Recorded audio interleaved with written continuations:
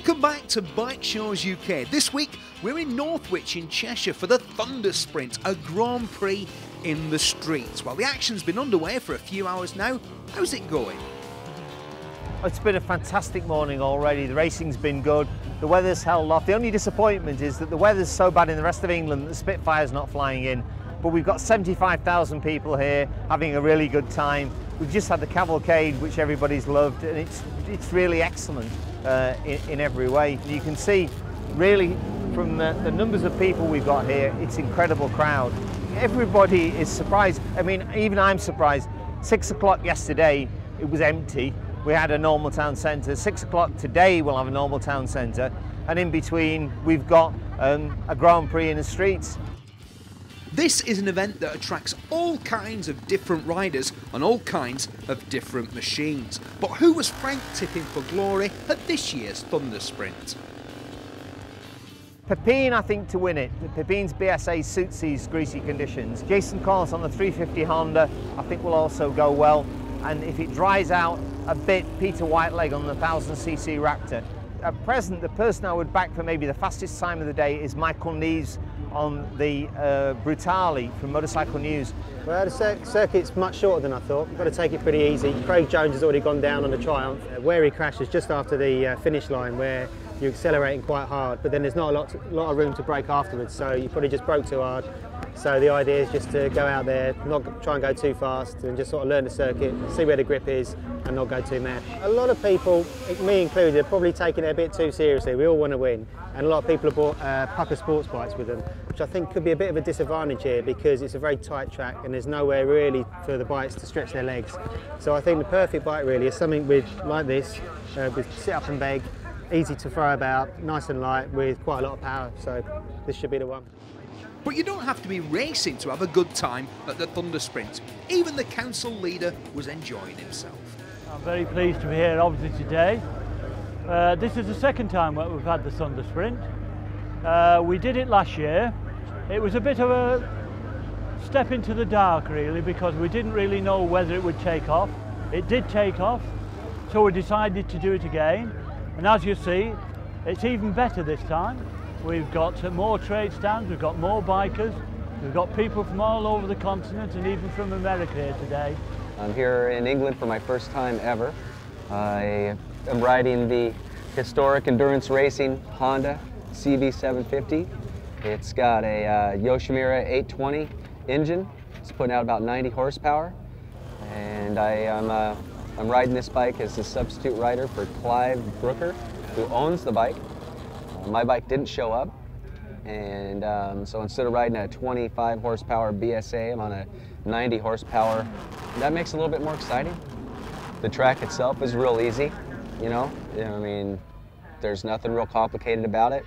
I think getting a good start is a key to getting a good time, and I think that that last turn, the big right-hand turn lead into the finish, I think that's where the race will be won or lost for somebody. But the Thundersprint isn't just about the heat of competition.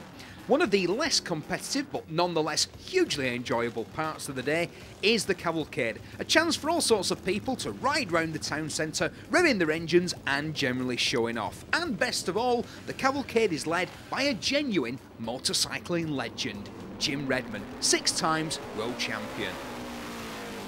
Well, it's Jim Redman here at the Thundersprint for the 6th year in succession, I think. I came to the first one and 3 sisters, and from there we only had 15,000 people. We've built it up till last year we had 50,000 people here, and hopefully we'll have 75,000 here today. It's a unique event because it's a fun day out for everybody and supposed to be a fun day out for the riders. We're parading I think 250 bikes through the town, which with the police escort, and they're going to do 30 miles an hour because the racing bikes, you can't ride them too slowly. So you can do 30 miles an hour in first gear and that keeps them turning over quite nicely. Bikes today are reliable, they're beautiful, and I think there should be a hell of a lot more promotion into getting people on scooters and bikes as everyday transport. And motorbikes keep you young, you know. I'm 72 going on 23, you know, and when I get on the bike, the red mist still comes down and you go too quick and you fall off. I fell off in Australia in Perth in November last year and broke a collarbone. So there's no fall like an old fall, you know, and but I love it. For a lot of the entrants, the Thundersprint is one of the highlights of the biking year, but for some people, it's a last-minute thing. Standing in for somebody today that couldn't make it. So I've left my usual office desk sort of job, which is artwork, to come out and play with my new long-termer and just see what it's all about. A load of paperwork landed on my desk saying, go and do this, it'll be good fun. So what the hell is it? So I had no idea, just turned up and just find out what it is, and it's quite different to what I expected actually. It's entertaining watching them trying to start them and trying not to crash them and all that, and I can see the enthusiasm in it and the amount of money and love that's been lavished on them, but it's then really not my bag, baby. Yeah, it's good to see Jim Redman here on the replica bike. It's good to see different bikes I wouldn't get to see ordinarily, so I suppose in that respect, yeah, it's really good. The quickest I saw was 21 on this bike with tyres this wide, so yeah, we'll see. We'll see. Well, it takes all sorts, but no matter whether their bike is ancient or modern, the one thing all the Thundersprint entrants want to know is how fast they're getting around the course, not a straightforward business. On this occasion, instead of doing just the quarter-mile drag racing, we're actually doing a circuit where we're timing the bikes on 3 different points. The first bend, we get the time there, the second bend, how long it takes them to get there, and then the finishing points as well. We've got a timekeeping system where Helen has to input the bike number when he's on the start line, and it tells us who the rider is, what bike he's on, and then she feeds in the details of these 3 times as they're going around the track.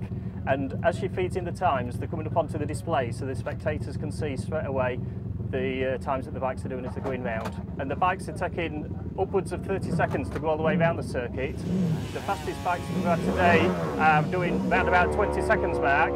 We've had 2 bikes today that have dipped below 20 seconds, and it's been real good competition between all the different classes. And if you weren't getting your fix of speed out there on the course, there were cheap thrills aplenty on the fun fair. But how had the day gone? We asked all sorts of people, and where better to begin than with a brace of beauty queens. I am Miss Vale Royal Laura Hulse, and I'm Miss Leisure World Leah Barlow. And we're here at the Thundersprint having a great time. I think this is the most people I've ever seen in Northwich. Yeah, it's packed. It's great. I haven't seen much of it yet, I haven't even got to the racing, but we like the fact that there's a Sunday event on anywhere particularly that gathers people and there's a more social air to a Sunday. This is a great time at the Thundersprint. All of you should come down. I'm having a good time too. That's basically just to enjoy the day, look at all the bikes that have been brought out, all the work that's been done by people. It's a good chance to show non-biking people what it's all about. It's the music, it's all the other events that are going on. It's a great day out for the kids. It's superb. There are a few events around the country, there should be a lot more to be honest, but this is one of the better ones. It's a good day out for everyone. I had no idea what it was or what it was going to be like, but I'm pleasantly surprised. I've had a good day so far. Well, we've come up from Chester. We came last year. I think it's a fantastic event. It's free. There's just loads of stalls to see. The racing's pretty good. The track's not as good as it used to be, but it's still a great day out. But I love to hear the sound of the old bikes. They're just ear-shatteringly loud. And nothing wrong with that, but if you're thinking of going next year, don't forget your earplugs. But it's not just the racing that attracts 75,000 people to the Thundersprint. It's the spirit of motorcycling, it's the camaraderie, it's those things that makes motorcycling unique. Everybody has got the interest in the bikes. Everybody wants to come and talk to each other about the bikes. And just the thrill of when it comes your turn to take part in the class, you know, the excitement, it really is great, just another buzz, you know. Back to when I was 18 and 19, I suppose. It is a bit of fun, so you can't really try too hard. The last thing you want to do is go home with a broken bike and broken bones. But equally, you know, we're all here to represent our magazines and companies, so we all want to do well. Anybody will have something to look at here. Everybody will have something to cheer about, and if you can't find something, if you can't find a bike that turns your crank here, then you may not be a motorcycle enthusiast. This is the biggest event there is in Europe, and it is absolutely spot on. The racing is really, really good, and the guys and riders really take it seriously. The whole Thundersprint, I think, is here to stay. It's booked already full. The riding list is full for next year, and riders want to be booking already for the year after. So Frank said, no, I can only deal with this one and one more at a time. This is of and for the community, and for me it's a sheer delight. I must admit that if I didn't organise the Thundersprint, I'd be making sure that nothing but nothing in the world clashed with it. I love it. And we love it too. And if you fancy entering the event, then check out their website. Or if you just want to go along and watch, then don't forget it won't cost you a penny. Well, that's all from this edition of Bike Shows UK.